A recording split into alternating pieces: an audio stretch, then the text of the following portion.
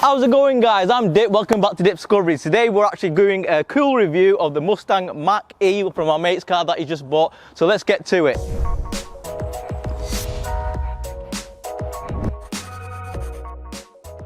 Alright, so here's the Ford Mustang Mach-E. So it's a bit of a controversial car because it's called a Mustang and it's an electric vehicle, so a lot of people have kicked off about that. But let's get to it. The styling is from the Mustang, inspired by that anyway. So that's the kind of idea of it. It comes with three different models at the moment. So we've got the RWD, the AWD and the GT version. The RWD comes in at 273 mile range, starts around 42k on the road.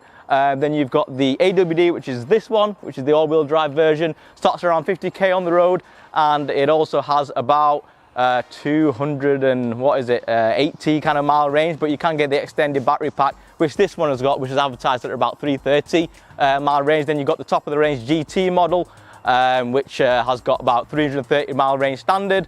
But you also get a bit more kit in there as well. The AWD model, what we've got here today, comes with the extra 19-inch wheels. You've got the active park assist and the Bang & Olufsen sound system as well. So there's little perks you get over the standard RWD version. So let's have a look at the exterior.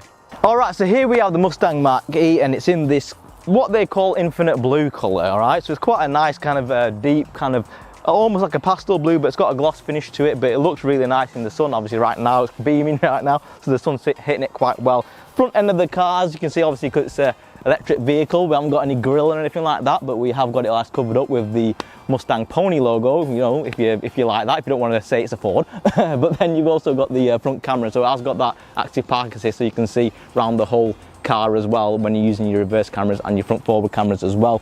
We've got some kind of blanked out vents here, and of course we've got the nice Mustang kind of style-esque headlights. This is what they look like when they're off, and then my mate's just going to turn them on right now, and you can see what it looks like when it's on. And it's got the full LED beam there with the tiger claw kind of 3 lines. That's very Mustang-like. Anyway, so let's jump around the side.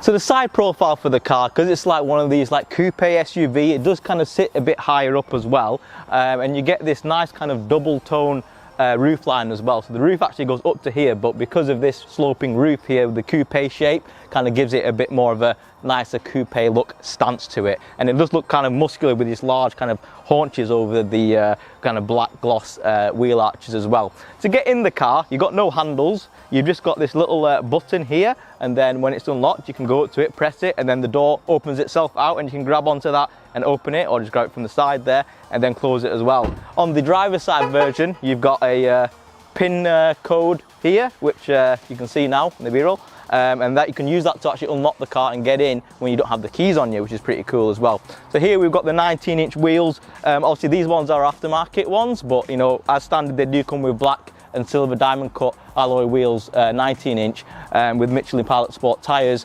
on the standard version, which kind of look the same, you know, with the black and silver two-tone look. This is your charging port. There you go. So that opens up there, and then you can obviously plug into your charging port, which we'll do a little test of later to see how it all works. But that's kind of lockable as well. When the car's like locked with the central locking, it locks the door as well. So let's have a look at the back side. So here we've got the back of the car, and it has got that kind of Mustang vibe to it with the 3 kind of lights that slash down like that. So when they're off they look like this, and then when they're on, you know, obviously you get that nice red LED glow, you know, coming in through the slashes. And just do the indicators as well, see what they look like, and then like your hazards or something like that.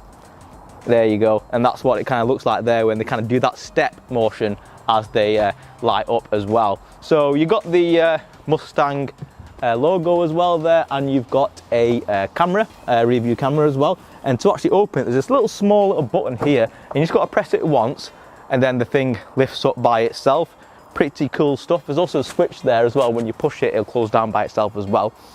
And then inside the boot, we've got a false floor, which you can lower as well. We can put it higher or lower. And then you've also got all the cable storage if you want to put in the cables beneath the floor. But to be honest, it's only a little small bit of space. You're gonna have to kind of tie it up quite tight. It's going to be a bit time consuming. So my friend just chucks him in the back of the boot here like this. But obviously that is something to bear in mind. All right, now to put the actual boot lid down, you can either press this button there, or you can actually put it down inside using the infotainment screen there. So I'll just press the button, then obviously you can see it automatically puts it in, and then you can take your shopping and go back home.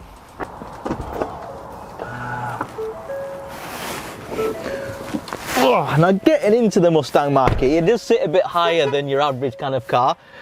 What you just heard there was that annoying 2 horns, and what that does every time you get out the car with the keys, then it'll make the 2 horn beep. I've not checked if you can actually stop that, but it is quite annoying.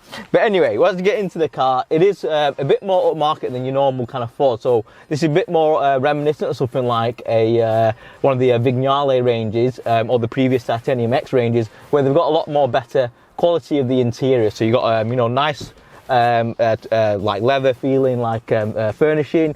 You know, we've got the nice contrast red stitching. The seats are a bit nicer as well, like they are on the Vignale models, and you also get a nice chunky steering wheel, which has got the Mustang logo moniker on there as well. At the center of the cockpit, you've got the huge infotainment screen, which is what a lot of the electric cars are doing these days. It is very bright as well. It's got a gloss finish. Sometimes, you know, when the sun glares on it, it can get a bit jarring, but it's not something that I've noticed too much. And this one's actually got a panoramic roof as well, so I've not really seen that as an issue because it is slightly tinted. But this panoramic roof definitely makes the interior feel a lot more airy, a lot more bright as well, and it makes the space look a bit bigger. Underneath the center console here, we've got a nice little gap as well for storage, which is really cool. So you can put some like cables or, you know, packet crisp or whatever you want to do. And there's also room to hold your Ford Mustang Eau de Toilette perfume as well. So if you incline that way, you've got a wireless charging pad as well, and you've also got a USB and a micro USB Type-C charging cable port there as well. 2 cup holders. Obviously hasn't got any manual gear knob because it's an electric car, but you have got the automatic gear selector, which does your reverse, neutral and drive, as well as park in there as well. Here you've got the armrest, which lifts up, and you've got a sliding tray which you can fit, you know, your mobile, whatever else you want to do, some packet of polos, anything you want there. Now this being the AWD version, it comes with the Bang & Olufsen sound system as well, which comes with a really cool sound bar up here as well, and you got this huge Bang & Olufsen speakers in the doors as well, and it sounds really, really good. Down here you've got a glove box, which is decent size, you know, nothing spectacular, but enough to keep your bottle of hand sanitizer, all that kind of jazz. And obviously you've got your power start stop in the front there, and there's a nice little screen here for your cockpit, which kind of tells you your range, your miles per hour, all that kind of jazz. So let's have a look at the back seats. So as we move over to the back seats of the Mustang Mach 8, you know, it'll work itself as a pretty good family car because there's actually quite a bit of space back here. You have, because obviously it's an electric car, you've got a flat bottom floor as well, so there's no transmission tunnel to worry about. You've also got a USB and a USB Type-C charging cable there, and you also got your 2 heated air vents as well. Full leather as well in the back, and you've still got the Bang & Olufsen sound system speakers in the doors as well, with the tweeters above there as well, which is kind of cool. But yeah, loads of knee room as well. This is in my friend's driving position. He's about 5'7", and there's still, you know, loads of room for your knees, and you know, as well for the headroom isn't too bad either, unless you're like over 6 foot. It might get a bit tight in here, but you know, the panoramic roof definitely does help give that sense of you know, airy and space in there as well, which is really good, and it adds also a bit of extra height to the roof, because it's you know, it's a bit higher up, it's a lot slimmer. So yeah, that's pretty much it. So what we're going to do now is take this bad boy for a drive. We're also going to have a look at the infotainment system as well. So here's the infotainment screen. It's a really nice crystal clear display. It's quite responsive as well, you know, operating to your fingers, pretty much how you do with, you know, a phone or something like that, but it's really sharp graphics. So at the moment we've got it loaded with Android Auto, which is synced to Raj's phone here, but I'll show you the quick overview of the Ford operating system. So obviously you've got your standard stuff like your phone, the built-in Ford navigation there as well, so when you use that it takes up more of the screen. You also have these shortcut buttons here as well, which kind of takes you to your radio, your Apple CarPlay if you've got that. You've got Bluetooth and all that kind of stuff. Those are like quick kind of selections while you're still in that menu. This bottom area always stays the same. So this is your climate control. Obviously it's dual zone. You've also got your heated seats. You just push that and you can select what, you know, how hot you kind of want it. so it's quite cold at the moment, so we've put it on max. You've also got heated steering wheel controls, and you've got a nice little dial here which changes the volume, so it's a tactile feeling button. Personally, I would have preferred if these because they're always there, if there was some form of buttons instead, because they're always there anyway. That would have been better for me, because I think a muscle memory would kick in. But if you always want to go back to the home screen, just touch the Mustang logo there at the top and it takes you back there as well. If you were to open up the Android Auto, then how it works is it takes over the top part of the screen, like where the Ford one was, and you can kind of go through there through the normal Android Auto settings, and you've got your apps there, like your Spotify, you know, you've got its own navigation apps and FM radio and all that kind of stuff. I mean, how have you found using, Raj, the Android Auto with the Ford? Like, is it a bit weird having both operating systems working at the same time? Yeah, I mean, there is a bit of a difference when you're using the Ford navigation compared to Google Maps. I personally prefer Google Maps because it syncs up to all my older destinations and all that sort of stuff. Yeah. I mean, there's different sort of apps. I mean, obviously they're thinking when you're sat in the car driving, what can you do while you're waiting for it? I mean, you've got games and this sort of stuff. It'd be cool if there was a camera on it and you could do your video calls and your Teams calls and all that sort of stuff. All right, a camera built into the top there. Yeah, so you can go do some Skype calls while you're actually in the thing. Yeah, no, that'd be a good shout. There's what's the if you wanted to do the radio through Android Auto, how does it work? Let's say if I wanted to listen to radio right now. Well, you just go back to your main menu and then you've got all your DAB, and then it's got all my sort of stations saved to it. So it's like running two kind of the Ford one. It goes back to the Ford version. Yeah, pretty much. Yeah. Yeah. And then obviously you've got your AM, FM, DAB, and you can just scroll through different stations there. Yeah. Right. Okay then. And then if you wanted to do it through Android Auto, I think there is a radio app, Absolute Radio there, and then you can download other ones from your phone and sync it up. Yeah. What else have you got? Yeah, you can play videos through it as well, which is kind of cool when you're parked up. Yeah, it keeps the kids busy if you're stuck in traffic or something, I suppose, Yeah, wouldn't exactly. it? Yeah. Let's have a look here. Let's have a look in the settings. Where'd you go there? You know, for the driver modes and stuff like that. So that's on your driver mode menu here. So you've got your active, which is sort of your day-to-day standard driving mode. Your whisper mode, which is your equivalent of eco mode. Yeah.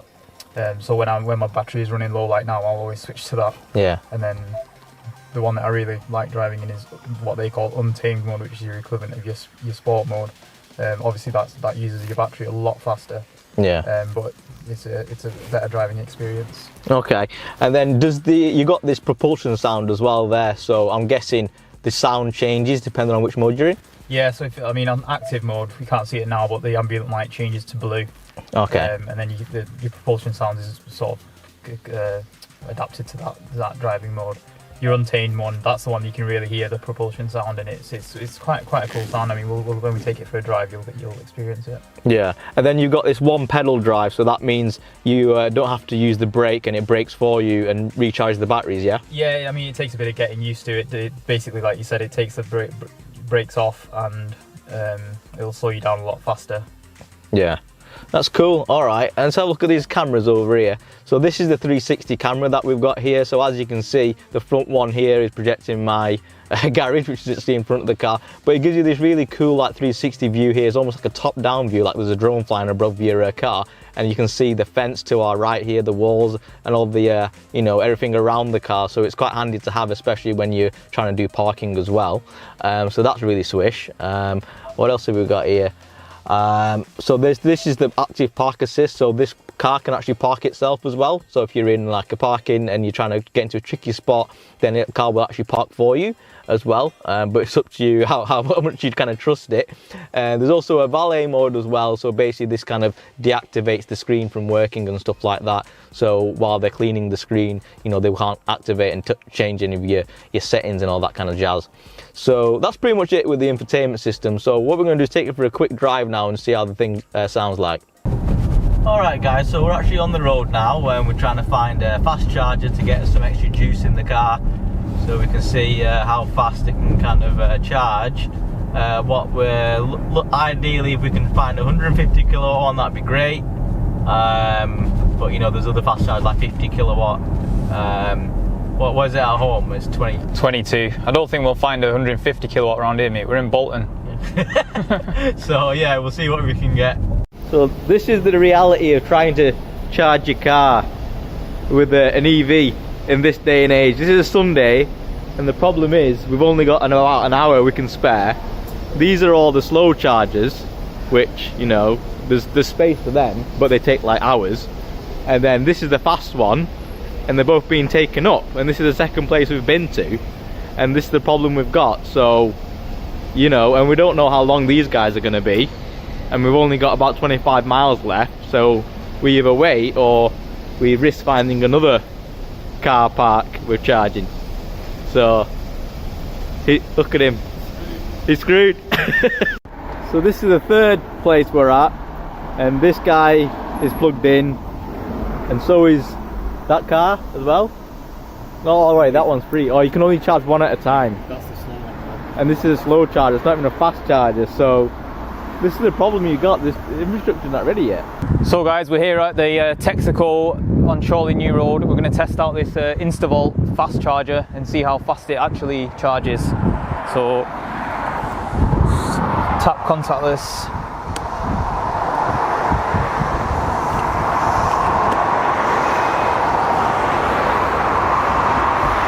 That's just authorizing now. Right, let's get this plugged in. So it's the CCS charger. So lift the flap, put it in. There's wires all around me. Yep, and it's started now. So hopefully it won't take too long. So it's currently showing we're fast charging. We'll get to 80% by 3:18, and the time currently is 2:18. So about an hour, which is not that great, but this is only a 50 kilowatt charger, so it will be a lot faster if you can find 150 kilowatt chargers. This one's still considered a fast charger though, isn't it? But it's not like... Yeah, it's the 50 kilowatt, so the home ones are 22 kilowatt max. Right. So it's still fast, but it's not the fastest. Yeah. So it does have an option to schedule your charging for when you're at home, and it's got all your history of your charging points and so on. I think they do recommend to charge it to 80%, and because it's better for the battery, and I think it slows down once it gets past 80%. Right, so we finally managed to get some juice in the thing. So yeah, we're just going to talk about how it drives. So what would you say this is like then, compared to, like, obviously you drove in like performance cars before, you know, like the Nissan GTR and, you know, your last S4 as well. Yeah. How would you say the electric? It's a very smooth drive. I mean, I don't know if you can hear it there, but it's got this artificial sound. Obviously, it's nothing like a sort of petrol car, but it does give off this artificial sound, which makes it sort of separate from the other electric cars that you can get, which are completely silent. Yeah. We're currently in untamed mode, which is their sort of sports version. As you can see, you can change it to whisper mode, which is sort of like your old granny mode, eco mode. I never drive it in that because it's just boring. Yeah. And then you've got your active mode, which is sort of for your city driving, I guess, and I guess your countryside driving like we are now.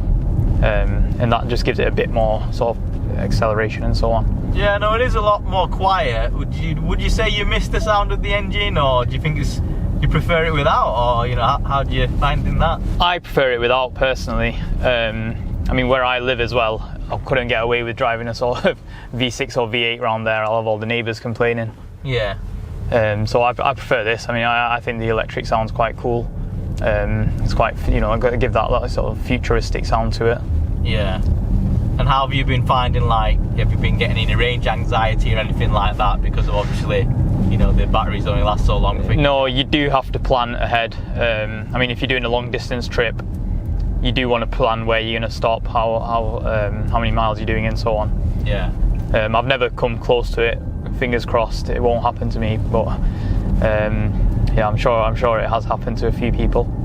What's the furthest like trip you've done with it so far? So I went to Birmingham last week. That was what, 100 and odd miles, and that got me there in one full charge. Found a fast charger there, so it was not too bad. 1 hour recharged and back on the road. And could you find like enough empty chargers along the way in that? Yeah, I mean, where we live in Bolton, it's quite hard to find them. I think there's only around 2 or 3 in my area, and one of them's a slow charger as well. The supermarkets have started installing them, so if you do go Tesco or Asda, you can, you know, get a quick sort of mini reload while you're doing your shopping. It is a bit eerie because when you're driving, obviously, because there's no engine sound. Like when you stop, there's you don't hear any like engine cut off or anything like that. You know, so that is something to kind of get used to, I suppose, isn't it? Yeah, I mean, you do have your propulsion sound button there. So if you don't like the noise and you want to save a little bit of battery, then you can turn that off. Yeah. Can the propulsion sound be heard on the outside? Yeah. So people are aware of you approaching, kind of thing. Yeah. All right. So have you had any experience using the one pedal braking, the one pedal drive? Have you found that? I don't like it personally because it brakes as soon as you lift your foot off. It just starts braking really quite aggressively. So I prefer it without it. I mean, it's sort of like similar to your whisper mode because it gives you that brake sort of quite intensely. Yeah. Isn't it supposed to regen the batteries though if you use one pedal, or does it not do that if you're not using one pedal? Yeah, I mean, it's hard to notice off the sort of range and the battery percentage if it is doing anything. It is supposed to regenerate your battery, that's what they say. But I mean, the way I drive it, I'm not really too fussed about that. Would you say the car is more erring to the side of like comfort or sport? Would you say, like, to style of driving? Well, I guess it depends on the driver, doesn't it? I would say it's more of a sporty kind of feel to the drive. Yeah. But then you do have your like, if you do put it in sort of whisper or active mode, then it is more of a sort of comfort driving. And obviously it depends on your scenario, if you're in the city or you're in the countryside area like we are now. But it's quite, I mean, it is like a bit of like an SUV stance, so it's quite high off the ground. What would you say like the cornering is like, you know, like? Yeah, I think it's really good for sort of cornering and performance driving as well. We are planning to take it on a track day one day, so we'll find out then. Yeah, I mean, can you feel like any body roll in it, or like compared to like, you know, like your S4 for example, which was a lot lower? Would you say like it's got more body roll than the S4? I'd say slightly a bit more, yeah. But you know, I've got some performance tyres on as well, so it is quite good for that. You do hear the road noise more, you know, being a quieter car, so obviously it is worth having more high-end tyres for that kind of thing, isn't it? Yeah, exactly. But you know, when you get a good straight like this, you can put your foot down and let it rip a bit. Okay, and that's pretty much it, and that wraps up the review of the Mustang Mach-E. So let us know what you think of the video and what you think of the car itself. Final thoughts from me is, I think the car's really good, but the problem is as you saw from the video, the charging network in the UK is just absolutely pants. And you know, especially if you live up north or in more rural parts of the area, you're not in a city, you're going to struggle finding places where you can charge the thing. But the cars are definitely coming along, and it's something to look forward to. So I hope you liked the video. Please drop us a like and subscribe, and in the comments in the description below, and catch you on the next one.